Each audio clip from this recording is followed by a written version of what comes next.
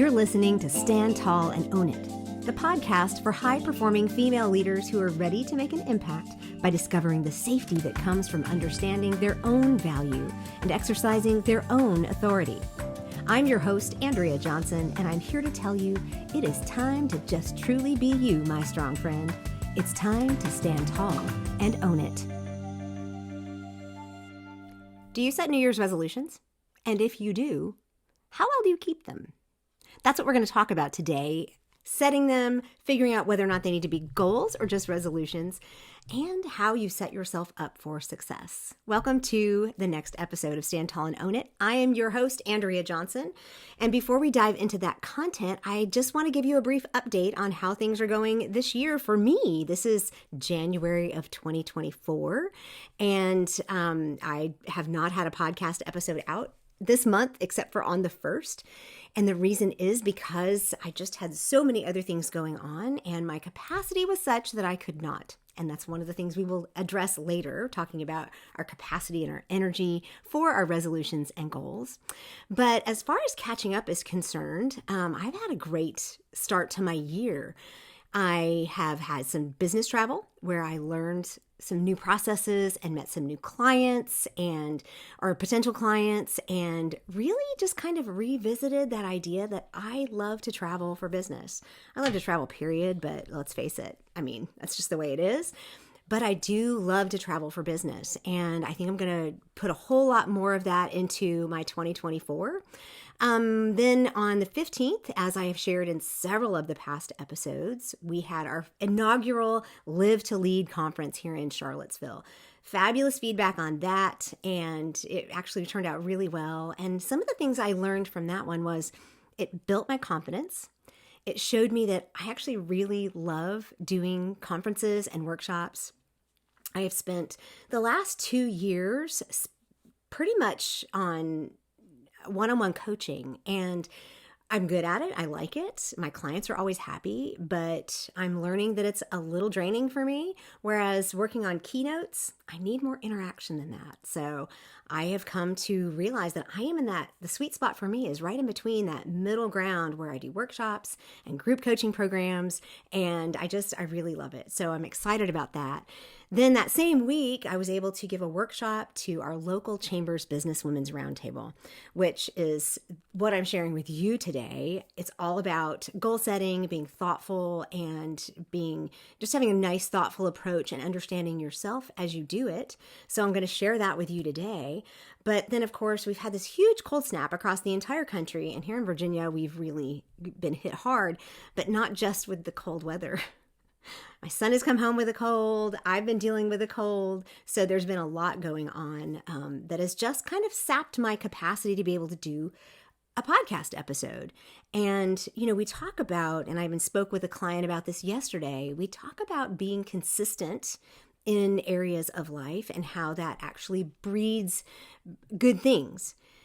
But there's more than one way to look at consistency. And for me, I had to realize that putting out consistently good material and good content is more important for me than putting out something every week. So I value you. I want to make sure that what I bring to you is good stuff. And so if I don't have a week that I can do that, you won't get something. But I do appreciate those of you who've said to me, I'm looking forward to your next episode, or I'm missing the next episode. I can't wait. Those things just make my heart sing, and they help me understand that you're listening and remind me that what I do bring to you is helpful.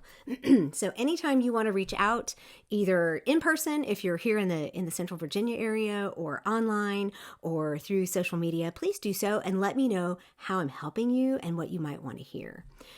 So diving in then to the content of being somebody who sets resolutions or makes resolutions, I used to be a goal-oriented person.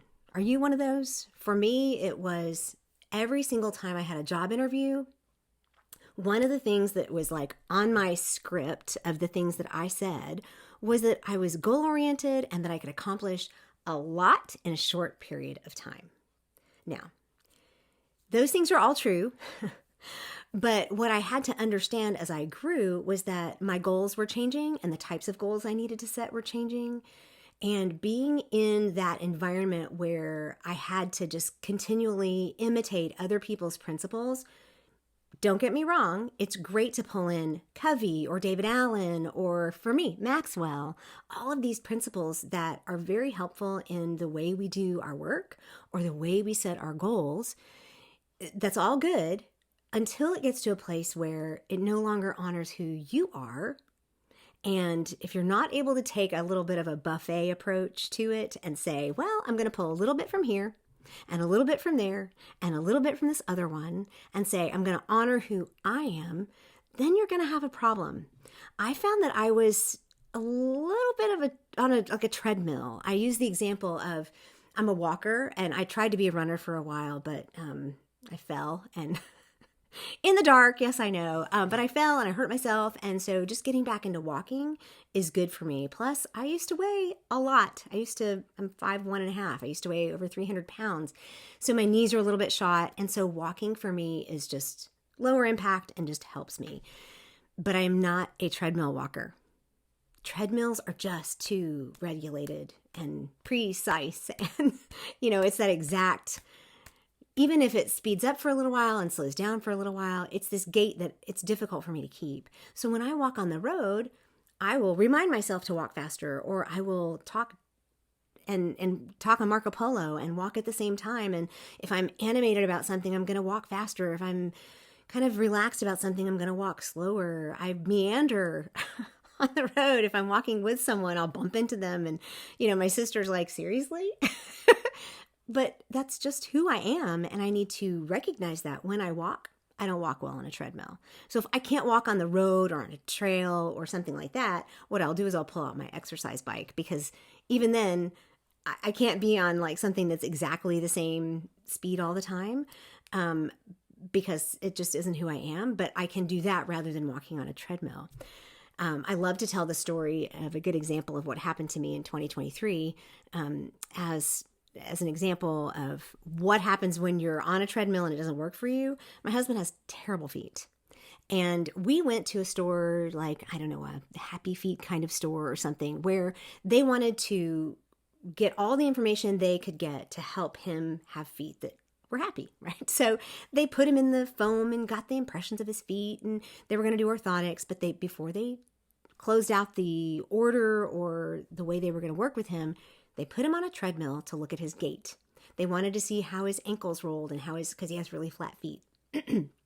They wanted to see how his hips move and how fast he walks. And so, of course, you're just walking. They just want to see it for like 5 minutes. And once she got the information she needed as she was watching him walk on the treadmill, she said, okay, you can stop now. And as she reached to touch the stop button, he stopped walking. If you have an imagination, or if you've seen a YouTube video, he went off the back of that treadmill. And fortunately, he did not get hurt because he was going not fast, or he was going slowly. But that's kind of what happened to me last year. I hit this place where I was so done with imitating other people's principles and priorities that were defining how I was leading. It wasn't sustainable any longer. And I've shared before that last year was I struggled with a lot of things. I didn't have a word that I could use that I could say was my vision for the year. I didn't have any of that. I actually didn't have any goals. My goal was basically to survive. And I wanted you to see that, because I want to be transparent and let you know that you can still lead even when you're feeling that way. But this year, it's a little different, because I've realized I just don't need to be on the treadmill. And I want you to see that if a treadmill doesn't work for you, this is how you can figure out how it does work for you and what does work for you. So this year, I do have a word for the year. I'm going back to basics. As the intentional optimist, my word for the year is just be more intentional, to be intentional about my health, to be intentional about my business. I'm going to be doing more in-person work. I'm still keeping my digital courses, and I'm still going to work with people hybrid, and I'm still going to work with people on Zoom. But even in a Zoom call, I have a lot more energy with the give and take. I need that feedback. So I really enjoy the workshops, like I said a minute ago. So I'll be doing more of that locally, and I'll be doing some of that in a travel form. I would love to travel. If you're somebody who wants me to come work in your team or your business, reach out. I'm happy to travel. I don't mind at all. I actually love it. I grew up traveling, so this is normal for me. But I'm also going to be offering some masterminds that we can do over Zoom, some workshops that we can do over Zoom. And if you want to participate in those, they're going to be available. As I said also earlier, I figured out that my sweet spot is that facilitator role. It is where I get to coach a little bit, I get to speak a little bit, I get to connect the dots for people, and that's just what I'm really, really good at. And I find, after about 5 years of being in business, I'm really feeling comfortable landing in that spot and knowing where I'm going to go. So I'm going to be more intentional about that, always asking why I'm doing it and what is the benefit to others.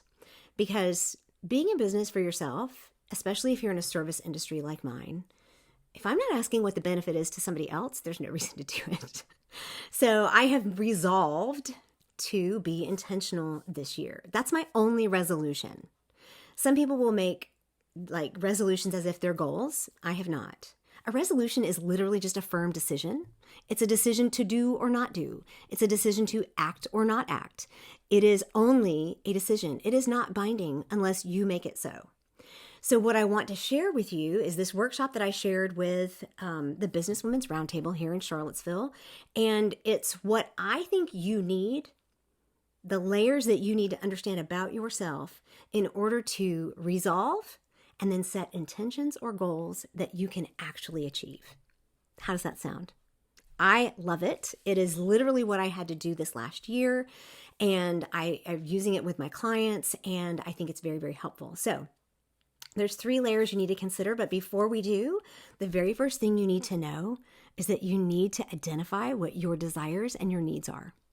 If you don't know what you want to accomplish, if you don't know the skills that you need to get there, then it doesn't matter what kind of goals you set, because they're not going to be aligned with your desires or your needs. So take a moment. If you need to stop this, take a moment and just jot down, what are my desires for the year? It could be broad, like for me, to grow my business in a specific way. It could be also for me, like I need to get out of debt.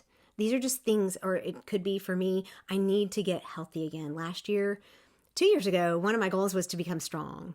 And then last year was just so hard figuring out where I was and how to walk not on that treadmill and walk in what was in alignment with who I am, that I needed that time to just, I didn't work a lot on my health. I did a little bit, but now this year I need to work on my health again, right? So I'm excited about that. But when you write down or identify your desires and your needs, then you can start breaking them down into intentions or goals or even just a resolution to do something. And so starting with that, of the 3 layers, the first thing you need to consider is your core values. Now, I talk about this a lot, and whenever I'm interviewed on somebody else's podcast, I give them all kinds of information on core values. And as I did research for this particular episode, I realized I haven't done a real core values episode yet. I've beat around the bush a little bit. I've given you tangential things. I've told you to download my 1-page core values exercise. I've told you and given you access to my digital course. But I've never really told you what I think about core values and why they are so important. So that's going to feed the next couple of episodes. I am definitely going to do one on core values, maybe more than one on core values. But in a nutshell, core values are the things that make you tick. They're the things that motivate you, that drive you, that upset you, that fire you up, or that cool you down or bring you joy. These are the things that you are wired with from day one. These are not things that are outside of you. These are the things that matter more to you than the things that are outside of you. Okay? So a lot of times people will talk about core values of a business, and if you have core values in your organization, those are not your core values. Those are the business core values, and the goal is to help you figure out how you can align who you are and your core values with what's going on in your business core values, right? So they are things that are internal, they are not external. So they're not your family. It might be belonging, like mine, in your family. It's not, it could be freedom. But I think that's going to have a definition. So as you start working on your core values, then there's a way for you to figure out what the definition is of that. And I'll tell you in just a minute some of the things that you can do. So I'm not going to go in fully into core values. I just want you to understand that this is a little bit of a Venn diagram I'm building for you. And then this would be the first piece. This is the first circle. What are your core values and what makes you you? Okay. If you want to, you can go to my links page and download the one-page core values exercise. At the bottom of that page, there's information on my core values course. And you can always email me for hybrid coaching if that's not enough for you. Some people can do it with this one-page download, and some people need a little bit extra. Either way, there's also some podcast episodes that you can listen to. Even though I don't have one that is specifically core values, I do have a few, like I said, that kind of beat around the bush. Most recently was in December of 23, December 11th, A Quick and Easy Guide to Personal Boundaries. You build your boundaries based on your core values. Okay, so that's one. Back in September of 23, the Self-Awareness, Uncovering Your Assumptions, Beliefs, and Conditioning for Personal Growth. That one will also give you a glimpse into your core values and kind of help you understand how you discover what they are. But then all the way back in December of 2022, I had a conversation with another coach named Tabitha Perry, and that was on core values. So those are some episodes that you can look at, but what it will do is give you kind of a broad view, and in the next couple of episodes, I will address and give you kind of a primer on what I see as core values, and because I approach them from a very specific way. Some people have done work with Brene Brown. Mine is very similar to hers. We see them from that kind of same, it's like a compass kind of thing. These are not things that you value. These are who you value, who you are and what makes you who you are. And so they are the things that already are wired into you. So that's your first layer, and that's that first piece of the Venn diagram is your core values. The second layer is your communication style. And as a DISC consultant, I am always talking to people about, again, how they are wired to communicate. And if you have not learned anything about DISC, you can go all the way back to episode 10 of this podcast on October 5th, I think, of 2020. And it's literally called DISC, D-I-S-C. And the very next episode is a conversation that I had with my podcast producer called DISC Among Friends with Kim Pate. So you can look at those two, but you can also download a cheat sheet that will get you started to help you understand perhaps how you are wired. You can go to theintentionaloptimist.com/cheat, C-H-E-A-T, for the ultimate DISC cheat sheet. All these links will be in the show notes. But basically, it's a 4-quadrant, XY axis. For you mathy people, it's the X axis is, or the y-axis, is how outgoing you are and then how reserved you are. That's the top and the bottom. And the x-axis is how task-oriented or how people-oriented you are. And we all fall somewhere, if you're math-oriented, in one of those quadrants. My son was doing these last year, and I had forgotten what the things were called, but it was like when you do the x plus this plus y or whatever. But you fall somewhere in a quadrant. So the main quadrants are the D, I, S, and the C. So the D is your driver or dominant. These are 3% of the population. They are the results-oriented people. When you have somebody like this on your team, things will get done, period. But they're also results-oriented. So if they don't get any results, they're going to be very frustrated. They're bottom-line people. When you talk to them, you need to give them the bullet points. You need to, the too long didn't read, that's for the D's out there. Okay. Excuse me. The I's are your influencers and your inspirationals. These are about 11% of the general population. They are usually more extroverted. They are definitely talkative. You can be introverted and talkative, but these are people who are the life of the party. They enjoy being around people, and they're the ones that kind of make everything fun. I tend to be an I. I am higher on the I scale than a lot of people. And again, they're only about 11%. The S, as we go around clockwise in the quadrants, is your steadies. These are, don't mean to say it that way. I say it because it's like, yes, I'm so grateful for the steadies out there. If I didn't have high S's in my life, nothing would get done. And because I'm very low on the S scale. But these are the backbone of our teams. These are the people who are slow to change, and in a way that's good. These are the people who are going to make sure that the trains run on time. They're going to make sure that everybody feels included. They are going to be the ones who are most team oriented. And without them, we would not function. The reason we have teams in our businesses is because most people think that way. So knowing that 69% of the workforce are S's, high S's, that should tell us something about the way we need to speak to people and how we operate. And when I work with my clients, I always make sure they understand that on the change curve, the bell curve of change management, S's are not the early adopters. They are your late adopters, mid and late adopters. Once they understand and they feel included and it's a friendly environment, they're going to take on those things. And then the final quadrant is your C's. These are your creatives or your compliance. They're usually very detail oriented and they want all the information and ask all the questions before they make a decision because their goal is to get it right. These are your accountants, a lot of your musicians, computer science people, a lot of your technicians, be it in medicine or in clinical medicine or research medicine. A lot of them are C's. So when you look at your 4 basics, we're all a part of that, but it also tells you that's another area of your life that you need to understand in order to be able to set goals that you will achieve or make resolutions and set intentions that you will actually follow through on. So that's the 2 pieces. Again, you can go back and listen to podcast episodes.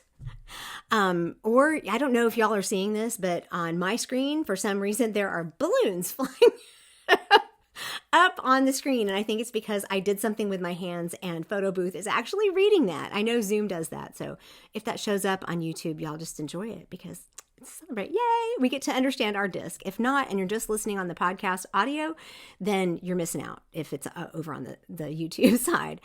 But the third piece of the Venn diagram and the third layer that I think you need to understand about yourself is your capacity and your energy level.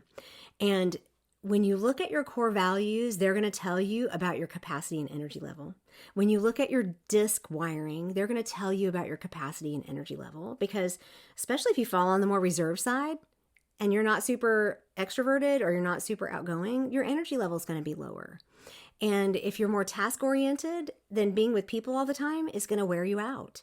So understanding all 3 of these things and being able to say, okay, now what is my capacity based on not just my core values and my disc, but everything that's happening in my life.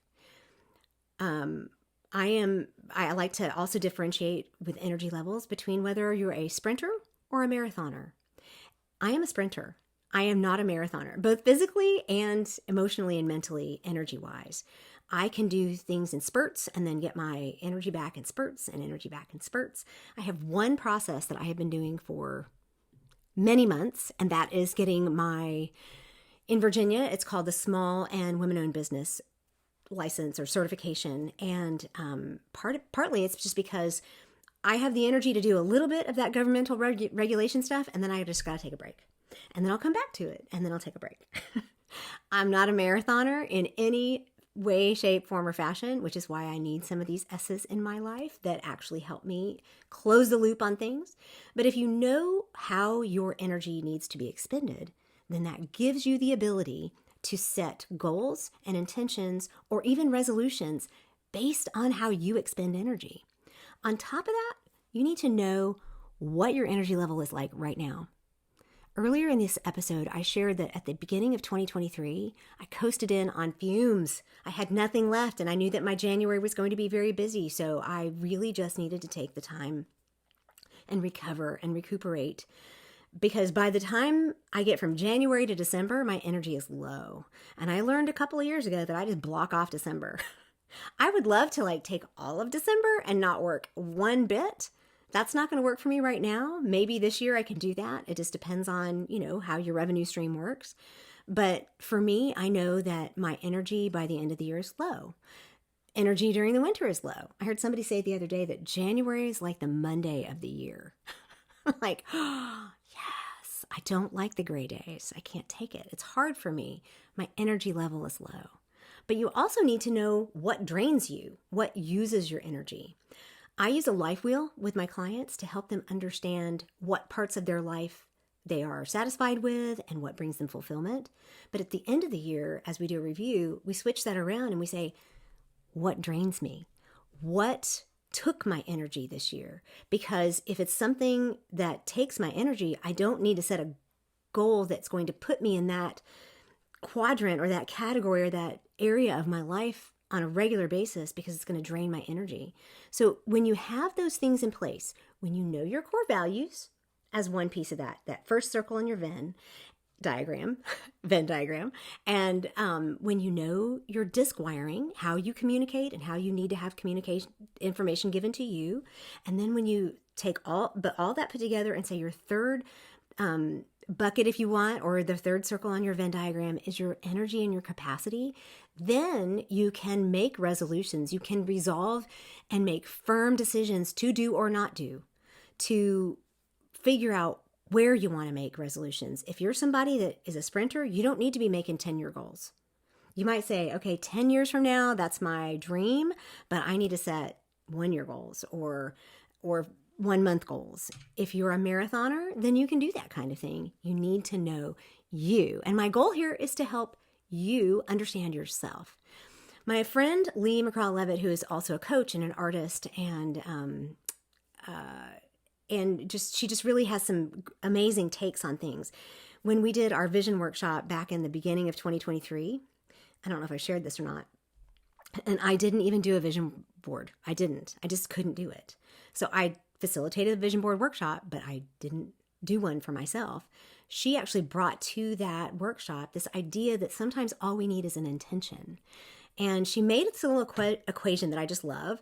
It's that your desire or that need or want to, plus your values, which I call core values, can give you your intention. So when you put those things together, I desire to be healthy. My core value is freedom of thought. Well, then my intention is my desire is to be included, or my core value is belonging. Then maybe doing something with other people that is going to help me be healthy is a really good intention to set, right? But once you take those intentions, you can decide whether or not you're going to act just on that, or if you are going to measure it. Once you start measuring your intention, then you have a goal. So desire plus core values equals intention, and then intention plus a measurement equals a goal. And I love different types of goals. I didn't set any last year. I may set some this year, but I have not really yet. I'm just going to be honest. There are two main types of goals that I see. There are project-based goals, and then there are process-based goals. Project-based goals are really good for actual projects, things that if you have an end result in mind and you need to see that loop closed. If you are a box checker, maybe this is something that's good for you to do. And these are typical goals that we see in a lot of performance management, in especially project management. You're going to see these, and they're called SMART goals. And I know there's a lot of different, I was talking with a client today, and she said there's a way that they're looking at goals that's even different from what I'm going to present here. But SMART goals are specific, they're measurable, it's an acronym, they're achievable, they're relevant to whatever it is you want to do, and they're time-based. So you put a time limit on whatever it is. Therefore, you can actually look at it and say, I'm going to start here and I'm going to end there. And if you are able to work a goal like that, awesome. That's a project-based goal. But the process-based goals are what I call HYPE goals, spelled with an I, HIPE. And that acronym stands for habit and behavior driven. If I want to change a behavior, or if I just want to get healthy, but I don't want to put the pressure on myself to lose a certain amount of weight or hit a specific time on how fast I walk a mile or two, then I just want to build the habit of walking every day or logging my food every day. So I build a habit, and that's a process goal. So it's a habit or behavior driven goal. They're also imagination or dream filled. I have a dream of traveling internationally at least once a year. I also have a really big dream of experiencing Christmas in as many countries as possible. My husband and my son look at me like I'm nuts whenever I say these things, but that's my imagination. So I can actually set a process goal to get my debt paid off, to get passports for my family, to start planning vacations on a regular basis so that we get used to traveling, because I'm used to it, they're not, right? So I can then have goals that are longer term, that are imagination driven. The P in HYPE stands for process or method friendly. Processes to get certain things done is really good. And it may be that you have certain processes that need to happen on a regular basis.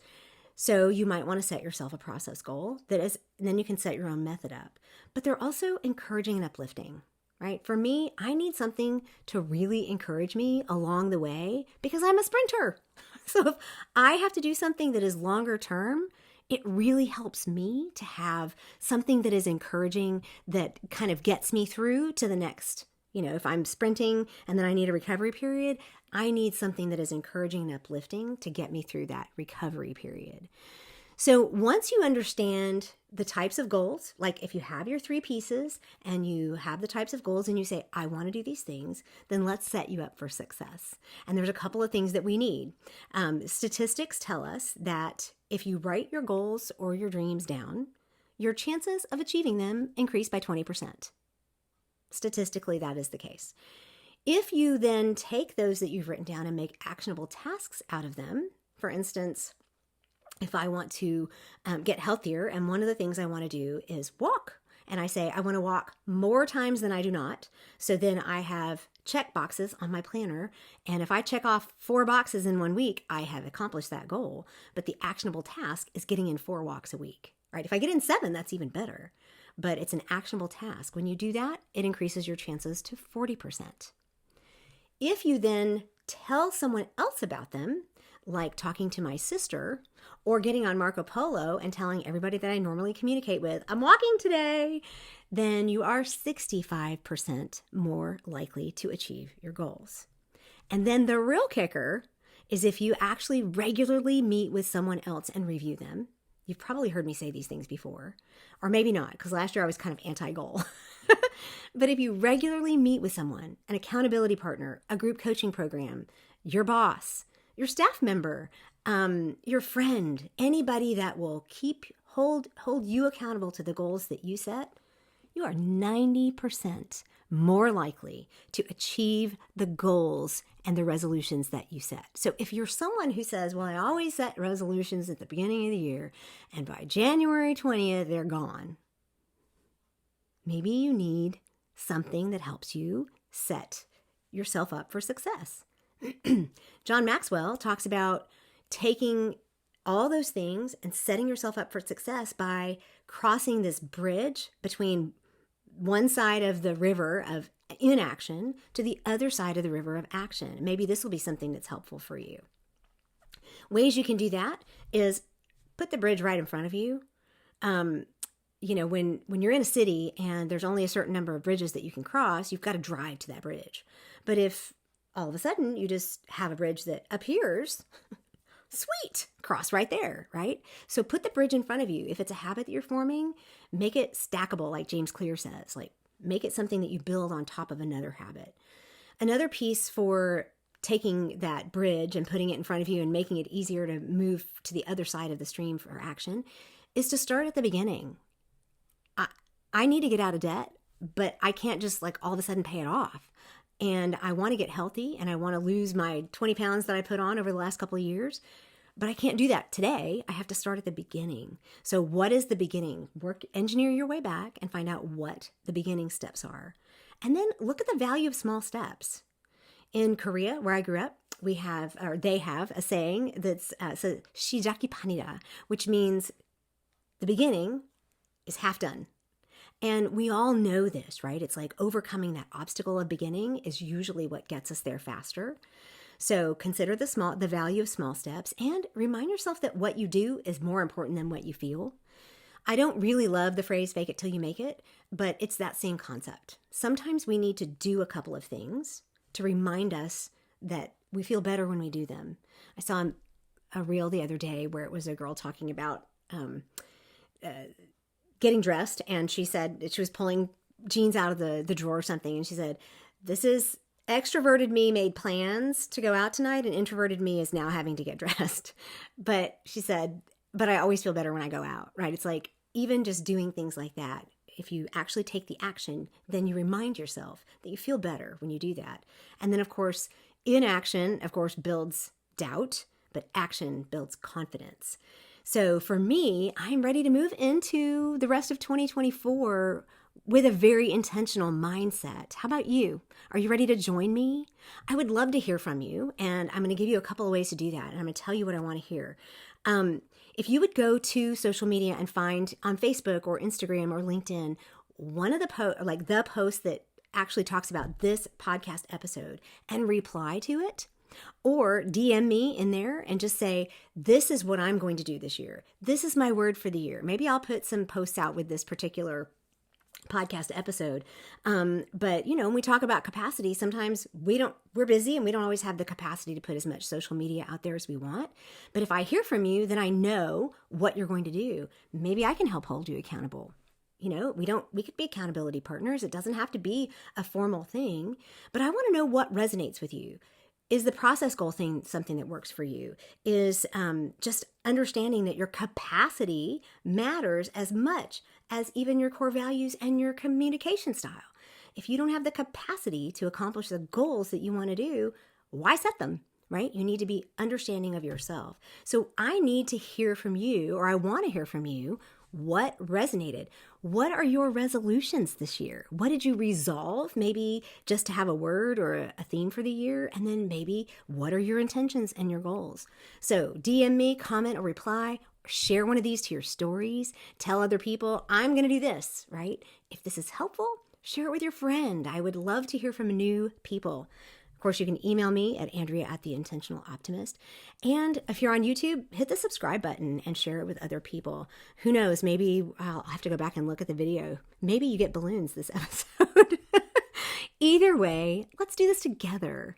I think it's a great year, and it's a great time of the year to be intentional and to learn how to stand tall and own all that we do, and to do that in a way that doesn't imitate anybody else, that is just truly you.